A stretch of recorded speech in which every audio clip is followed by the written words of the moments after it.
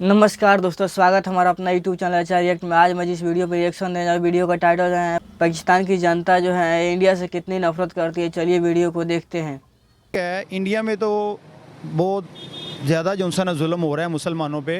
क्या कि मुस्लिम जो हैं वो कैसी ज़िंदगी जी रहे हों? यार वो इस वक्त बेकार ज़िंदगी जी रहे हैं बेचारे। बेकार ज़िंदगी जी क्या करें, वो क्या करें भाई, वो कलमा गो है और वहाँ पर वो मंदिर मस्जिद को जो है ना, वो मंदिर को अहमियत दी जाती है, मस्जिद को हमारी कोई अहमियत नहीं दी जाती। हमको लगता है कि वहाँ पे वो बंदे नमाज भी नहीं पढ़ रहे होंगे। सकते ना, नमाज नहीं पढ़ सकते वहाँ पर नमाज नहीं पढ़ सकते वहाँ ये पर। चीज़ आपने कहाँ पे देखी है? ये हम इंटरनेट पर यही चीज़ देखते हैं, हर वक्त देखते हैं हम। ये तो जिस इलाके में मुसलमानों का जोर होगा उस इलाकों में ये वो इतना कुछ कर सकते होंगे। ऊपर से रमज़ान है, उसको एक मंथ के लिए उन्होंने करना ही करना है सेटिस्फाई। जाहिर सी बात है कि वहाँ पर मुसलमान की तादाद बहुत ज़्यादा है। इसके अलावा ये भी देख ले, ठीक है, ये सारे मुस्लिम्स हैं और बड़े बिल्कुल ठीक ठाक रह रहे हैं। मैंने उनसे बात की है, मैंने कहा जी आपके साथ जुल्म अगर होता है ना तो सोशल मीडिया का टाइम है, आप बताएं कि हम ताकि उस पर आवाज़ उठाएं। उन्होंने कहा कि पाकिस्तानियों को बताओ, ये पाकिस्तानी अवाम को, हम पे जुल्म नहीं होता। हम मसाजिद में भी जाते हैं क्योंकि हम वीडियो कॉल की, मसाजिद देखी, मस्जिद में नमाज भी पढ़ रहे हैं।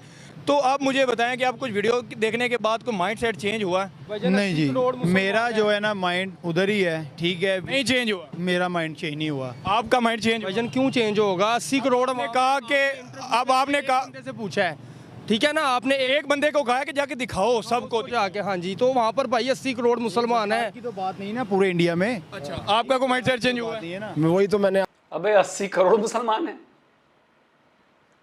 मर्डर करता है तो उसको सजा मिलती है ना, चाहे वो मुस्लिम हो, चाहे हिंदू हो, चाहे क्रिश्चियन हो, सजा मिलती है ना। वो जाहिर इस तरह जो नेगेटिव क्राइम में थे वो कहते हैं कि जी हमने जो ये क्राइम किया था उनको सजा दी। नेगेटिव जो चीज़ें हैं वो जो सी ना साइड पे कर रहे हैं आप, ठीक है। आम शहरियों की पूरी है ना जो क्या नाम आबादी है, बस्ती है, उसको काटा गया। आपको क्या लगता है कि कितने % लोग वहाँ पे अच्छा, लेकिन आप ये नहीं बताएंगे कि वो क्यों हुआ, ऐसा दंगा क्यों हुआ, आप ये नहीं बताएंगे। आपको तो ये पता भी होगा तो नहीं बताएंगे। आप ये बताइए, अयोध्या में मंदिर से लौट रहे लोगों को ट्रेन में दरवाजे बंद करके जिंदा जला दिया गया और ये ऑन रिकॉर्ड है, ये मुसलमानों ने जलाया। आप ये बताइए, 60-70 लोग जलकर मर गए, हिंदुओं को सब पता था, घेर कर पेट्रोल बम डालकर सबको जला दिया गया, और आप कहते हैं कि जी क्या हुआ, ये कैसी बात करते हैं आप। लेकिन नहीं, ये नहीं बताएंगे आप, ये बिल्कुल नहीं बताएंगे, है ना। मुझे उम्मीद है कि हमारे बहुत सारे पाकिस्तानी भाई बहन भी इस शो को देख रहे होंगे और उन्हें गुजरात के दंगों को लेकर के हमेशा वन साइडेड कहानी ही सुनाई गई है। तो मैं यहाँ पर कुछ मिथ्स को बर्स्ट करना चाहूँगा। पाकिस्तान के अंदर तो यही खबरें जाती हैं कि मोदी के राज में 2000 मुसलमानों को मार दिया। ये जॉइंट पार्लियामेंट्री कमेटी की रिपोर्ट थी जो कांग्रेस के राज में बाद में मनमोहन सिंह जी जब प्राइम मिनिस्टर थे तब टेबल हुई थी, और उस रिपोर्ट के ये फिगर्स हैं। 790 मुसलमान मरे, 240 हिंदू मरे। ये बहुत बदकिस्मत नंबर है। इमीडिएट रीजंस ये थे कि साहब एक ट्रेन थी जो अयोध्या, जो हिंदुओं का एक बड़ा, जैसे मुस्लिम भाई बहनों का जैसे मक्का या मदीना होता है, वैसे अयोध्या राम जी का जन्मस्थल माना जाता है। वहाँ से तीर्थयात्रियों की एक ट्रेन अयोध्या से लौटी थी।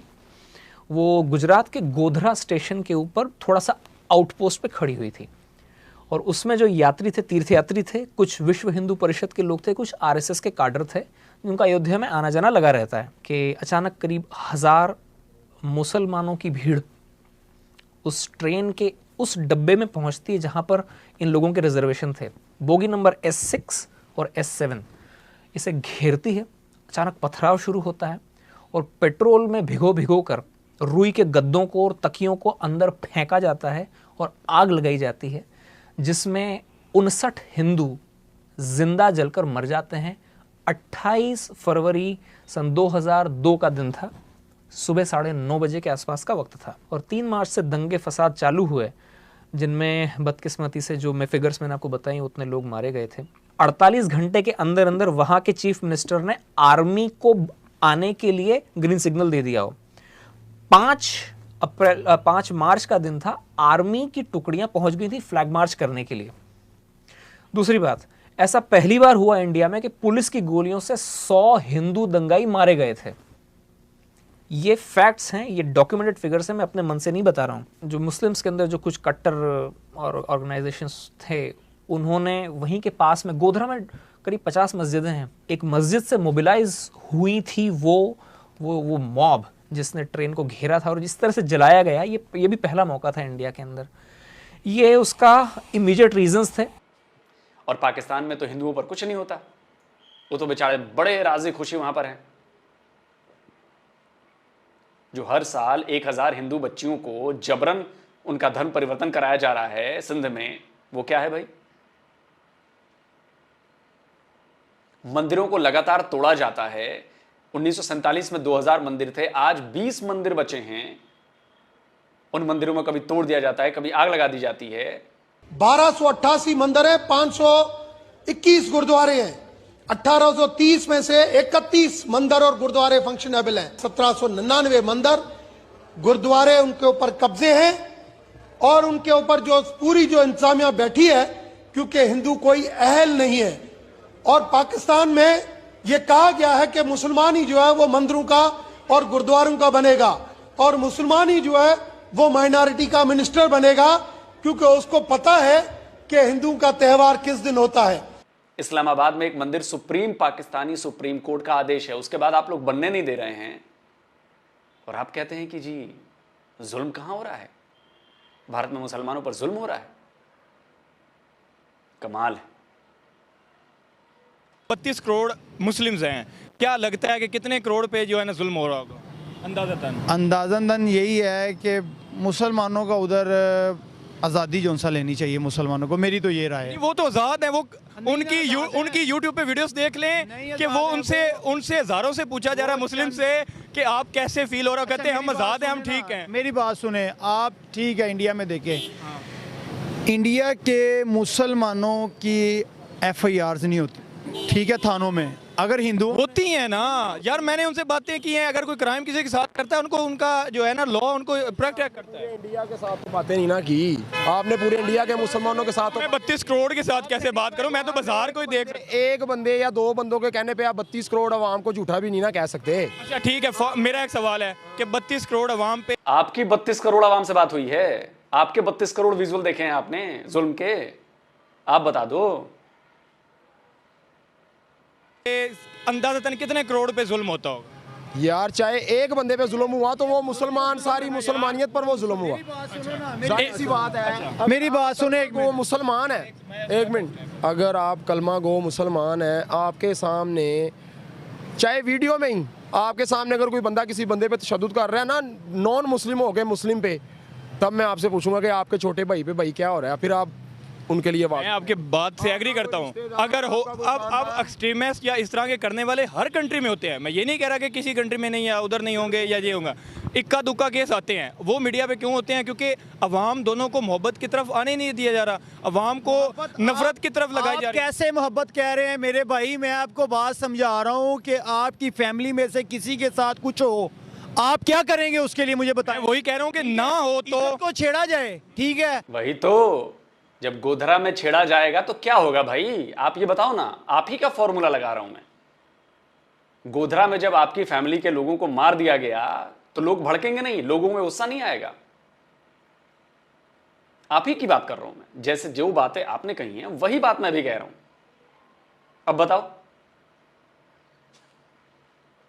आप पे बात आती है, आप मुझे फिर देना। मैं कहूँ छेड़ा जाए तो ना, छेड़ा जाता है भाईजान, छेड़ा जाता है। हिंदुस्तान की बात कर रहा हूँ, छेड़ा जाता है, इसीलिए इनका हाल एक ही है, ठीक है, जहाद है वो हाल इनका, और इनके साथ जहाद होना है, ठीक है, ग़ज़वा हिंद होके रहनी है, ठीक है, फाते भी हम हैं, ठीक है, अल्हम्दुलिल्लाह। फैक्ट के साथ बात करें अगर फैक्ट, तो एक काम करो सर, एक काम करो, आप आओ ना इंडिया गजवाए हिंद करने। आइए इंडिया, आपकी खातिरदारी करेंगे हम, प्यार मोहब्बत से लेकर आएंगे। आइए एक बार, आइए तो सही, फिर देखते हैं गजवाए हिंद कहां जाता है। और हमारे मुल्क में ऐसे भड़काइए मत, ऐसे भड़काएंगे तो आपके यहां भी शोले भड़केंगे, याद रखिएगा ये। आप इधर किसी को भड़काएंगे तो लोग उधर भी भड़केंगे। और भड़क रहे हैं, वो टीटीपी वाले भड़के हुए हैं ना, क्या कर रहे हैं वो? वो बलूचिस्तान वाले भड़के हुए हैं, वो क्या कर रहे हैं आपके यहां, बताइए। और आप कहते हैं जुल्म। अरे शर्म आए आपको। आप ही के यहां की रिपोर्ट है, 8 साल में 4000 शियाओं का कत्ल हो गया वहां पर, पाकिस्तान के भीतर। पाकिस्तान के शिया मस्जिदों में लगातार बम विस्फोट होते हैं। आप ही के यहां से खबर आती है ना, फलाने की आज यहां मस्जिद में विस्फोट हो गया जी, इतने लोग मारे गए, आज यहां मस्जिद में विस्फोट हो गया जी, इतने लोग मारे गए। मैं आप ही की रिपोर्ट्स दिखा रहा हूं ना। वहां पर जो मुसलमानों पर जुल्म, क्या शिया मुसलमान नहीं है? तो वहां पर जो मुसलमानों पर जुल्म हो रहा है भाई, उसकी जिम्मेदारी कौन है? उसकी भी जिम्मेदारी क्या हिंदुस्तान की है, भारत की है? पाकिस्तान में तो 98% इस्लाम है ना, मुसलमान लोग रहते हैं, तो उनके ऊपर जो जुल्म हो रहा है उसका उत्तरदायी कौन है? जिनको मारा जाता है, जिनको पीटा जाता है, जिन पर महंगाई इतनी बढ़ा दी गई है, कौन कर रहा है जुल्म आपके ऊपर? कोई हिंदू आके कर रहा है? बताइए। इसके साथ सिंध में हिंदू कम्युनिटी जो है वो एहतजाज करती है कि हमें फोर्स कन्वर्सेशन की जा रही है, हमारी बच्चियों को उठा लिया जाता है। ये क्या है? इंसाफ होता है उनके साथ यहाँ पे? नहीं होता तो कोई भी करे, चाहे वो हिंदू हो चाहे वो मुस्लिम हो, उसके साथ जो उनका पूरा होना चाहिए साहब।